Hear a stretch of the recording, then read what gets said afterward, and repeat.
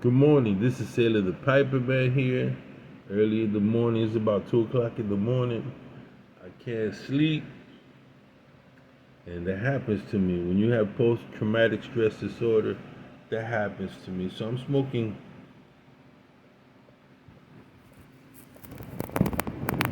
some of this Irish whiskey, pretty strong.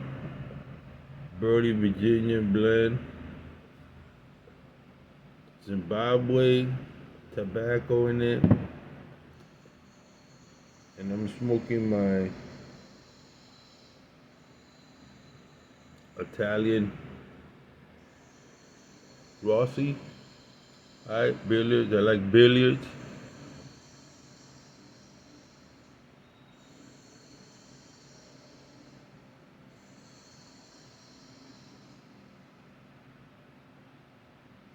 Boy, I love tobacco.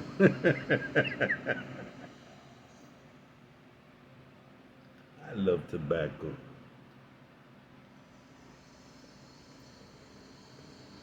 Early morning smoke is tough. This is rough, but I need a little nicotine action.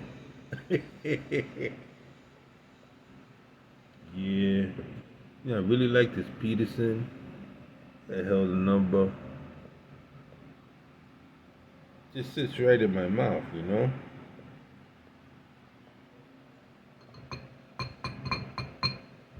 Took me a while to break it in. Guys fuss, oh, I gotta break in the pipe. Yeah, you gotta break in most pipes. The hell? That's the fun part. Breaking in the pipe. I got this other one from St. Claude or Jean, whatever his name. It's like there's some pipes I start throwing around, and this one, when I bought it, it started peeling on me, man. I mean, now how bad is that it starts peeling? It's good briar. It smokes tremendous. I got angry. I'm going to send it back. Then I started smoking in it. As it peeled, I got more upset. Oh, look at it. It's peeling on me. I said, it's smoking good, man, from the get go. So I'm like, should I send it back or? I said, wait a minute. What's going on here? Okay. They didn't coat it. They didn't put a heavy coat on it. That's what happened. But I called up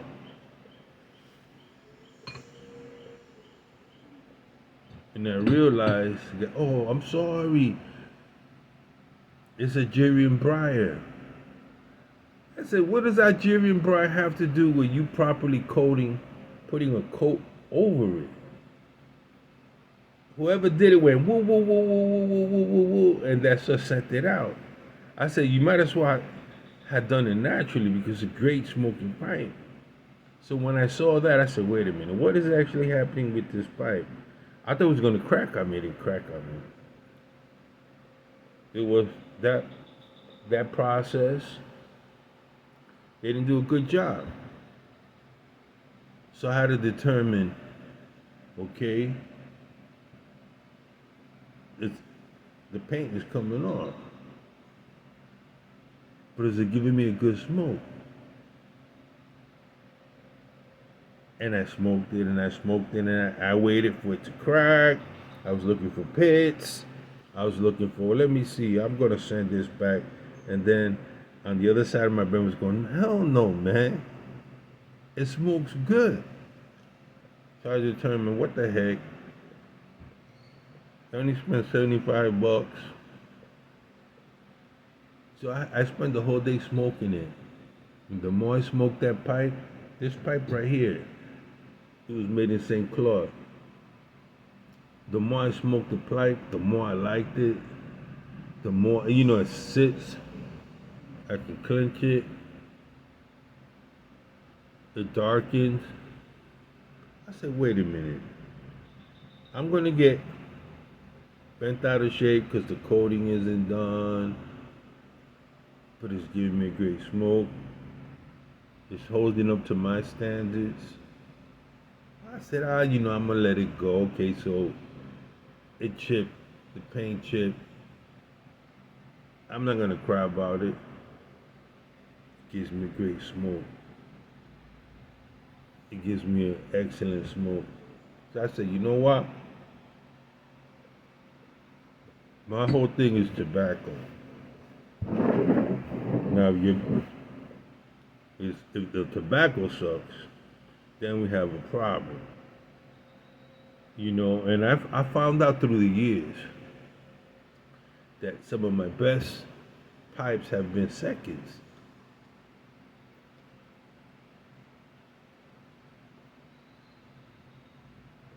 So I got away from all the guys that were telling me, oh, you get this Savinelli and this Peterson and this handmade, it's gonna give you great smoke. And I realized sometimes that's not true. Oftentimes. So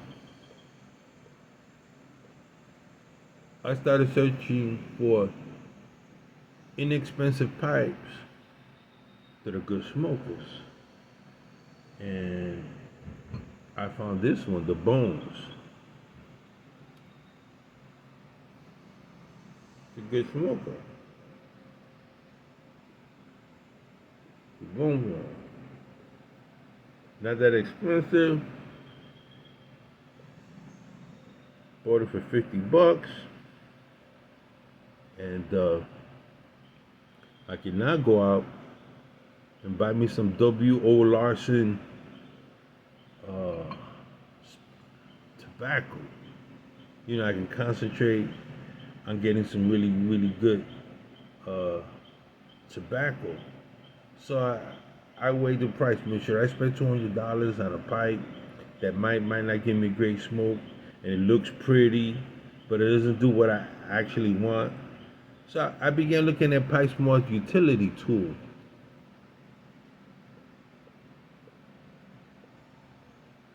It means to an end. Now, I like great looking pipes, don't get me wrong, but I look for inexpensive pipes. Now, next year I'll be 65. Now then I want a special pipe. I want like 2 pipes. This year I bought 12 pipes. Now I cut down because I got my smoking pipes, and I want to get a pipe so I could shoot the shit. Shoot the shit meaning, when guys come around, I'm with a group of guys and they're all with them impressive pipes. I can come out and pull out a calabash.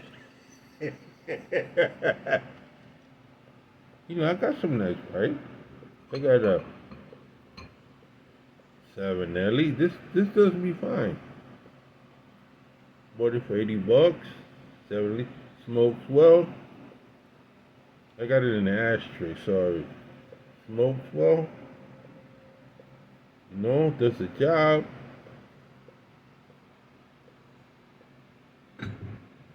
Got my Bones, got my Peterson. Sometimes when I get homesick,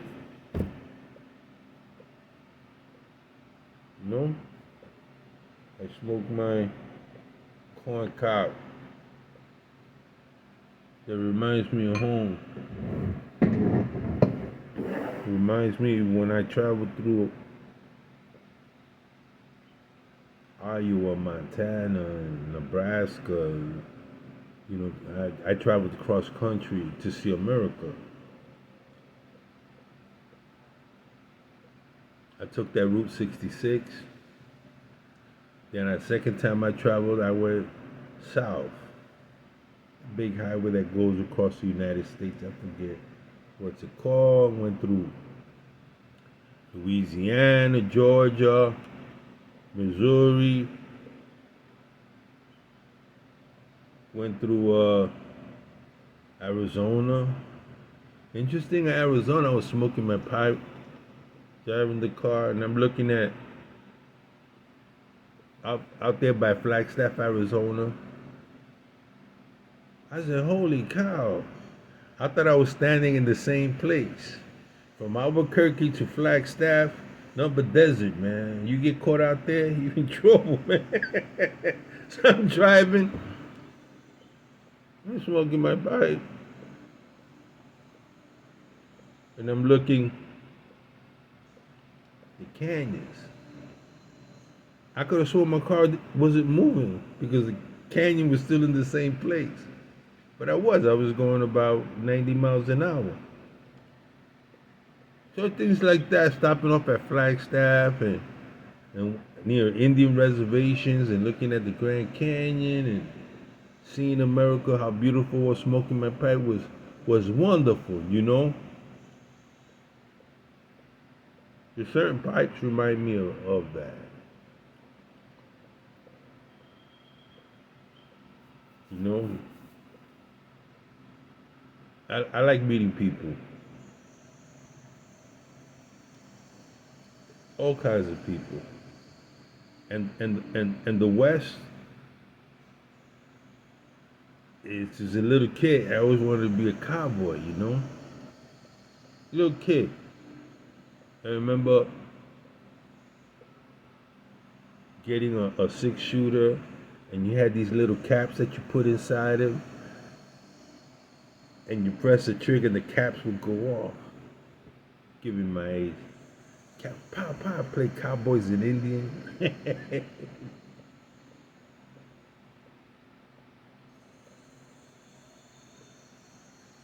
And it's wonderful when you have that. I didn't realize it, you know, until I went overseas. And I ended up in the Philippines and sailed. I went to Thailand, smoking pipe, the old Hong Kong, before it became what it is now, when people living on stilts and out in boats.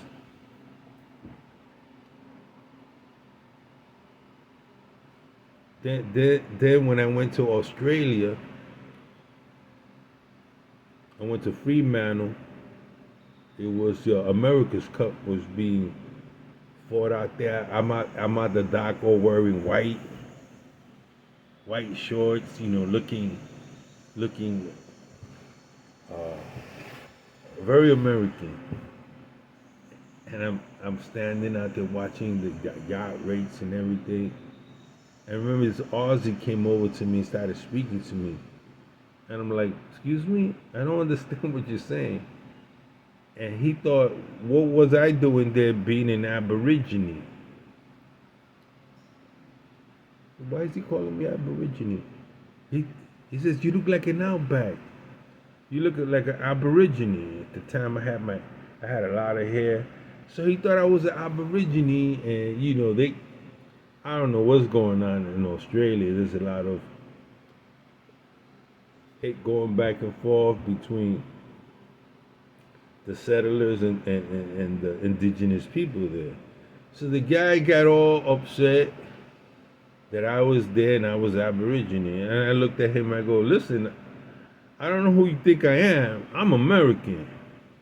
"Oh, you're a Yank." His whole attitude changed. "Oh, you're a Yank."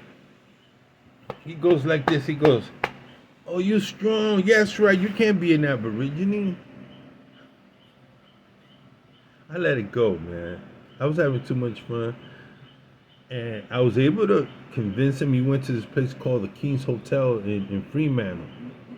And we sat there, drank. He introduced me to Swan Beer. That was a great beer, man. He even bought me a steak.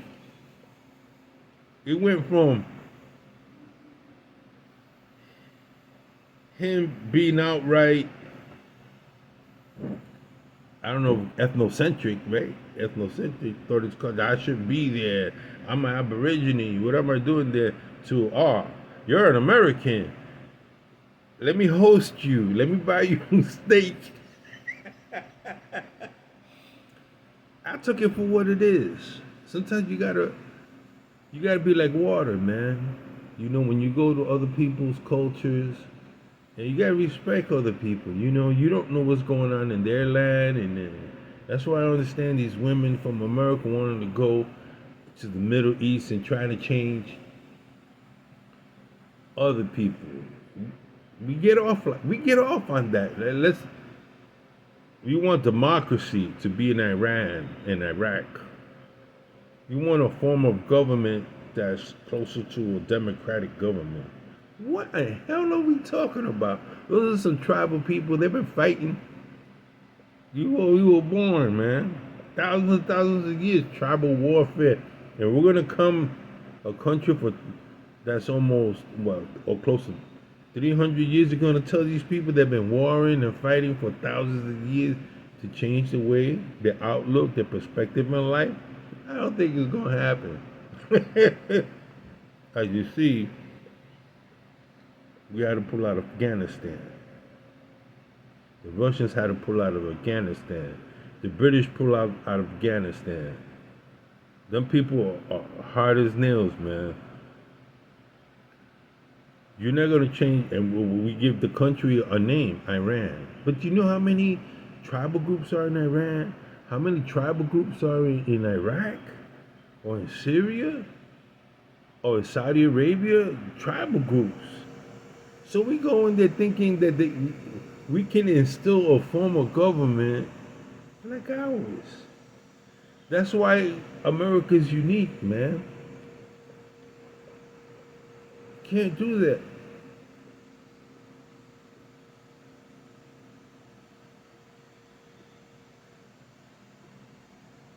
Can't do that. We're learning that lesson the hard way. Not to butt into everybody's business. George Washington was an isolationist. And I thought he had the right idea. Don't get involved in other people's affairs. Until we learn that, we're just looking for trouble. Well, businessmen are always, that's a part of capitalism. I don't like the exploitation part. Thinking we can go up some other place and exploit the people, and it comes back to haunt us later on in our history. But that's the way the world is. But you as an individual, if you travel abroad and you treat people nice and you respect their ways, they'll respect you. You let them know at the same time you're not to be played with. You're serious. Everywhere I go, I've been to, and I'm going. The first thing they ask me is like, "What do I do for a living?" I say, "I'm a warrior." They understand that. When you say you're a businessman, they think exploitation. When you say you're a warrior, every culture that I've been to understand, oh, you're a soldier. Or that I was a soldier, I'm no longer a soldier. They have great respect for warriors. So I say I'm a warrior, I'm a soldier. I'm a veteran. They say, how old are you? I tell them I'm 64. They go like, oh shit, you're a warrior and you made it to 64? That's uncommon. When I went to Turkey, and I told them I'm retired, they were like, Istanbul. I went to Istanbul. He says, you're a retired warrior? Yeah. He says, man, you must have seen some shit. Survived some shit. I go, yup. And then on top of that, when you tell them you was a medic, they have even greater respect for you. So you see, it's just basically how you have an understanding. And before I went to all these countries, I studied up on these countries. I didn't go in there ignorant. You know, it's like on the island of Corsica. When I went to Corsica, I learned you don't mess with their women. Get yourself in trouble. They have certain idiosyncrasies, certain ways of customs and things like that that you need to know before you travel. Huh? But for the most part, if you treat other people with respect, they'll treat you with respect. And if they don't, you let them know. You know? Let them know. You know? So, this is smoking really good. Got some whiskey here. This this this this pipe, these Rossi pipes are really nice, man. They're light. I can cut it if I want. I can hold it if I want. Gives me great smoke.